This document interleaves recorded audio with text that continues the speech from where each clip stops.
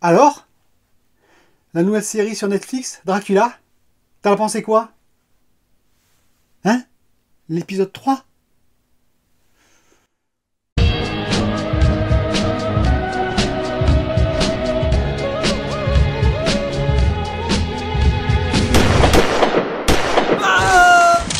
Bonjour les amis, aujourd'hui une nouvelle vidéo, sur une série qui vient tout juste de sortir sur Netflix. Je parle de Dracula. Dracula, c'est l'adaptation du roman de Bram Stoker. Cette série comporte 3 épisodes de 90 minutes.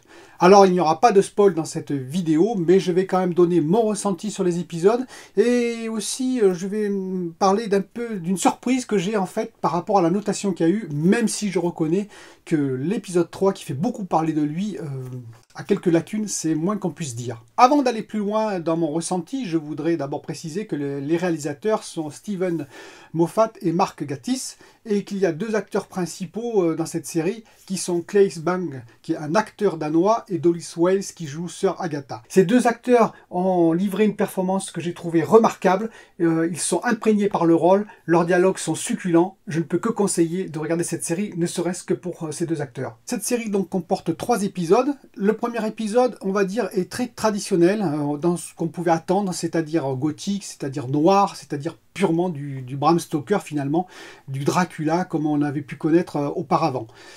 J'ai bien aimé cet épisode, même si il a un ventre mou, ce qu'on appelle, c'est-à-dire qu'au milieu de l'épisode, bon, j'ai senti des lenteurs, des longueurs, mais dans l'ensemble, ça se tient bien et le final est assez exceptionnel, un peu sanglant, j'ai beaucoup aimé. Le deuxième épisode, je l'ai peut-être même préféré au premier. Il fait penser au crime de l'Orient Express de Agatha Christie, c'est-à-dire que vous verrez, enfermé sur un bateau, il se passe tout un tas d'événements. C'est très psychologique, il y a beaucoup de dialogue, il y a aussi de l'action. Bref, moi j'ai personnellement adoré cet épisode. Et la fin est également très très surprenante. Et c'est là que cette fin-là va introduire l'épisode 3, le fameux épisode 3, qui a un peu retourné tout le monde contre cette série, il faut l'avouer. J'ai particulièrement aimé le cliffhanger du 2e épisode à la fin, ainsi que le tout début du 3e épisode. La suite ne m'a pas convaincu comme je l'ai déjà expliqué. J'aurais préféré quelque chose comme Underworld 1 par exemple, c'est un exemple, quelque chose de plus sanglant, de plus sombre, quelque chose qui se tienne. Les réalisateurs ont choisi une autre voie, c'est dommage. Je ne suis toutefois pas d'accord avec certaines critiques, c'est mon droit, de dire que ça devait respecter fidèlement l'œuvre originale jusqu'au bout de Bram Stoker. Après tout, un peu de surprise ne fait jamais de mal, à condition que ce soit de niveau. C'est un mélange entre Sex and the City, Lucifer, on ne sait pas trop où ils ont voulu en venir. Ils auraient pu rester sur le début qui était de l'épisode 3, qui était vraiment, je dirais, assez moderne et en même temps qui restait dans l'esprit, on peut dire, de Dracula. Ils sont partis sur d'autres directions, c'est assez étrange, c'est mal maîtrisé. Je ne peux pas terminer cette vidéo aussi sans parler de la fin de l'épisode 3 qui est un peu catastrophique, je l'avoue. Elle a été bâclée malgré qu'elle fasse référence à une pièce célèbre. L'idée n'était pas forcément mauvaise, mais je dirais la réalisation n'était pas à la hauteur de ce qu'on pouvait attendre d'une série comme Dracula.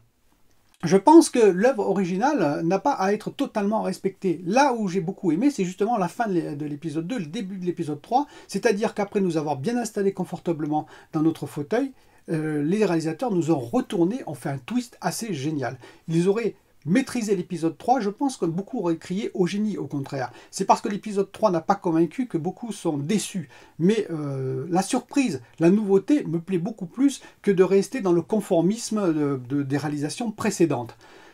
Pour conclure, je dirais que dans l'ensemble, je suis surpris de la notation qu'a reçue quand même cette série. On pourrait d'ailleurs la comparer à une série, alors même s'il n'y a aucune comparaison possible je dirais dans le fond, sur la forme, c'est-à-dire c'est du vampire aussi, c'est vampirique, c'est-à-dire sur V-War. Pourquoi je la compare à V-War, même si ça n'a pas grand-chose à voir, c'est parce qu'il y a les notations m'ont assez surprise. En effet, V-War bénéficie d'une notation qui est presque équivalente sur Allociné à ce Dracula, voire même sur Rotten Tomatoes, à une notation de 96% de la part, je parle de V-War, de la part on va dire de ceux qui ont vu la série, et de 56% pour Dracula.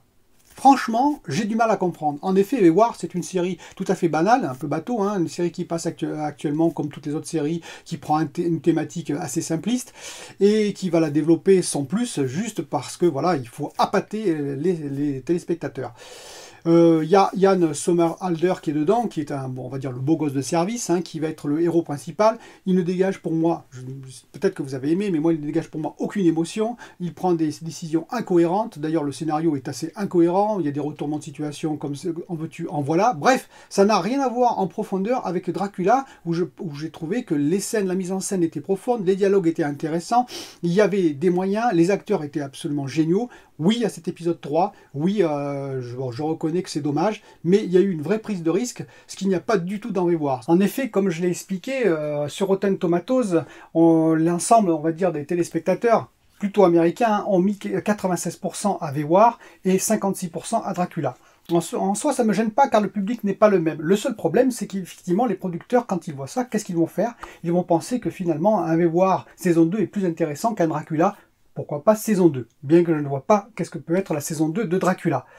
Je trouve ça un peu dommage, car au moins dans Dracula, il y a quand même une inspiration, on va dire, littéraire assez forte. Il y a aussi de la surprise, il y a aussi un jeu d'acteur qui est bien supérieur à War, à mon avis, un jeu de dialogue aussi, des dialogues bien supérieurs, un scénario, bon, je n'en parle même pas. Donc je préférais quand même voir des Dracula plus souvent, plutôt que des War plus souvent. C'est mon avis. Maintenant, je comprends pourquoi, parce que peut-être aussi que le public qui regarde War n'est pas du tout le même public qui regarde Dracula.